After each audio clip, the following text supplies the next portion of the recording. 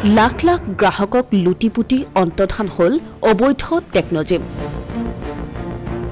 অচিন কাঠৰ থোৰা লগাই এতিয়া হাহাকাৰ কৰিবলগীয়া হৈছে ৰাজ্যখনৰ লাখ লাখ গ্ৰাহকে।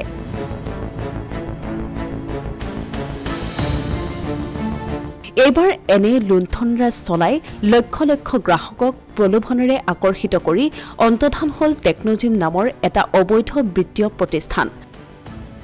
ভাৰত চৰকাৰৰ কোনো ধৰণৰ স্বীকৃতি নথকা টেকনজিমক ঢকুৱাখানা মহকুমাত গ্ৰাহকৰ মাজলৈ আনি ব্যৱসায় মেলিছিল ঢকুৱাখানা আৰক্ষী থানাৰ অন্তৰ্গত কাঠৰবাৰী গাঁৱৰ পৰমা দুৱৰা আৰু ৰহা গাঁৱৰ ৰঞ্জন শইকীয়াই।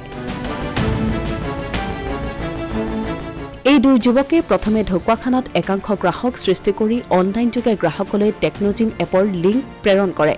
পৰৱৰ্তী সময়ত এই প্ৰতিষ্ঠানটোৰ জৰিয়তে পুঁজি বিনিয়োগ কৰি বিভিন্ন প্ৰকাৰৰ সামগ্ৰী ক্ৰয় কৰিবলৈ দিয়ে গ্ৰাহকক। কম সময়ৰ ভিতৰতে অধিক মুনাফা দিয়াৰ প্ৰতিশ্ৰুতি দি এই এজেণ্টসকলে গ্ৰাহকক প্ৰলোভিত কৰি পুঁজি বিনিয়োগ কৰিবলৈ বাধ্য কৰাইছিল। এই এপত সামগ্ৰী বিনিয়োগ কৰিব লাগে এনেদৰে। এনেদৰে কেৱল ঢকুৱাখানা মহকুমাৰেই নহয়, মাজুলী, লখিমপুৰ, ধেমাজি, ডিব্ৰুগড়, শিৱসাগৰ, তিনিচুকীয়া আদি গৰিষ্ঠ সংখ্যক জিলাত গ্ৰাহক সৃষ্টি কৰি কোটি কোটি টকা বিনিয়োগ কৰাবলৈ সক্ষম হৈছিল। ঢকুৱাখানাৰ গ্ৰাহকসকলক যদি কিবা কাৰণত এই প্ৰতিষ্ঠানটো নোহোৱা হয় তেন্তে বিনিয়োগকাৰীসকলক পুঁজি উভতাই দিয়াৰ আশ্বাসেৰে বিশাল ব্যৱসায়িক ক্ষেত্ৰ সৃষ্টি কৰি লৈছিল দুই চলাহী যুৱকে। এনেদৰে বিশাল বেহা মেলিবলৈ সক্ষম হোৱা দুই যুৱকে গ্ৰাহকক আকৰ্ষিত কৰিবলৈ ঢকুৱাখানা নগৰৰ আমোলাপট্টি অঞ্চলত এটা কাৰ্যালয় খুলি অনলাইন বেহা মেলি লৈছিল। দৈনিক শ শ গ্ৰাহক সৃষ্টি কৰি লোৱাৰ পৰৱৰ্তী সময়ত কিছুদিন পূৰ্বে অকস্মাতে উধাও হয় এই প্ৰতাৰক টেকনজিম। সমান্তৰালভাৱে ঢকুৱাখানা নগৰৰ কাৰ্যালয়টো ওলমি পৰিল তলা। টেকনজিম এপৰ অনলাইন ৱেবছাইটো ডিলিট কৰি সমস্ত অবৈধ ব্যৱসায় বন্ধ কৰি দিয়াত হাহাকাৰ লাগে বিনিয়োগকাৰীসকলৰ মাজত। এতিয়া কাকনো ঢোক দিম ন, এইটো মানে আমি লগাইছো, আমি কম সৰু কাৰণে লগাইছো বুলি নহয়, মানে ডাঙৰ ডাঙৰ প্ৰফেচাৰ লগাইছে। এই ৰঞ্জন শইকীয়া বুলি কয়, সেইজন ল'ৰা আনিছো বুলি তাক ইমান কিবা কথা পাতিবলৈ ট্ৰাই কৰিছো, হ'লেও সি এতিয়া একো ৰেছপণ্ড কৰা নাই। সি ফাৰ্ষ্টত কৈছিলে পইচা পোৱাটো খাটাং, তাৰ ৰিক্সত হ'লেও লগা বুলি কৈছিলে। এতিয়া সি মানে এনেকুৱা টাইপত ইনফ্লুৱেঞ্চ কৰিছে, আপোনাক ডেইলি তাৰ ইনকমটো আপোনাৰ হোৱাটছএপত পঠিয়াই দিব। ছাপ'জ সি আমাৰ হোৱাটছএপলৈ পঠিয়াইছিলে 13 লাখ পইচা আৰ্ণ কৰে। তো আপুনি ভাবি চাওক, 10,000 ইনভেষ্ট কৰি সি 13 লাখলৈ পাইলে। তো আপোনাৰ মাইণ্ডটোৰ লগত খেলে মানে, আৰু মাইণ্ডটোৰ লগত খেলিছে তেতিয়া সেই কেইদিনটোত খেলিলেই, আৰু কালি নে পৰহিও খেলিছে। কালি আপুনি পইচা আৰু অলপ ইনভেষ্ট কৰিলেহে পইচাটো উলিয়াব পাৰিব, সেইটো অৱস্থা কৰি দিছে।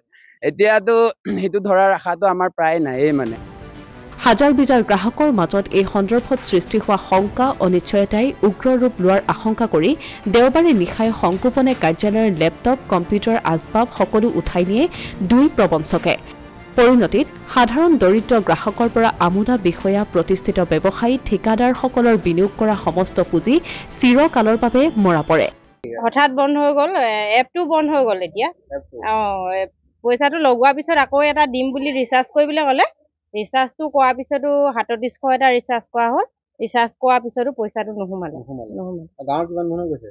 বহুতৰ গৈছে, আমাৰ কাঠৰবাৰী গাঁৱৰ 99% মানুহৰ গৈছে। কিন্তু যিজনে অফিচ খুলিছিলে প্ৰথমতে, তেওঁ মেছেজ কৰিছিলে, গ্ৰুপত মেছেজ কৰিছিলে যে পইচা গ'লে মানে আমি পইচাটো ঘূৰাই দিম, আপোনালোকে খুলিব পাৰে, নিশ্চয় ঘূৰাই দিম আমি, তেনেকে বুলি ডিমাণ্ড দি পিনে কথা কৈছিলে আমাক। তেতিয়া আমাৰ সেইকাৰণে খোলা হৈছিলে। তাৰপিছত খোলা পিছদিনাখনিৰ পৰা আমাৰ বন্ধ হৈ থাকিলে। একাংশ বিনিয়োগকাৰীয়ে এই প্ৰতাৰক প্ৰবঞ্চক ব্যৱসায় ঢকুৱাখানাত পাতনি মেলা দুই প্ৰবঞ্চকক বিচাৰি নাপাই আৰক্ষীৰ ওচৰ চপাৰ বাবে টঙালি বান্ধিছে। উল্লেখযোগ্য যে এই প্ৰতাৰণাৰ অবৈধ বেহাখন সাৰ্বজনীন কৰা আৰু ৰাইজক সৰ্বশান্ত কৰা নিষিদ্ধ বেহাৰ লগত জড়িত অধিক এজেণ্টৰ তালিকা অচিৰেই পোহৰলৈ আহিব। এনেকুৱা আচলতে ইজি মানিৰ পাছত মানুহে দৌৰিব নালাগে, তথাপিতো ৰাইজে সতৰ্ক হ'ব লাগে যে অনাগত দিনবোৰতো যাতে এনেকুৱা ধৰণৰ কোনোবা এপ আহিলে তেওঁলোকৰ কথা মিথ্যাচাৰত ভুল নগৈ এনেকুৱা ধৰণৰ কাৰ্য সংগঠিত নকৰে বা এনেকুৱা তেওঁলোকৰ পইচাবিলাক নলগায়। আৰু শুনিছোঁ ঢকুৱাখানাৰ বহুত কেইজন সম্ভ্ৰান্ত ঘৰৰ ব্যক্তিয়ে এই এপটোৰ লগত শীৰ্ষ পৰ্যায়ত জড়িত হৈ আছিলে। গতিকে তেওঁলোকক ৰাইজে চিনি থওক, অনাগত দিনবোৰত যাতে এনেকুৱা ধৰণৰ কাৰ্য সংঘটিত নহওক তাৰ কাৰণে ঢকুৱাখানাবাসী সকলো এলাৰ্ট হওক।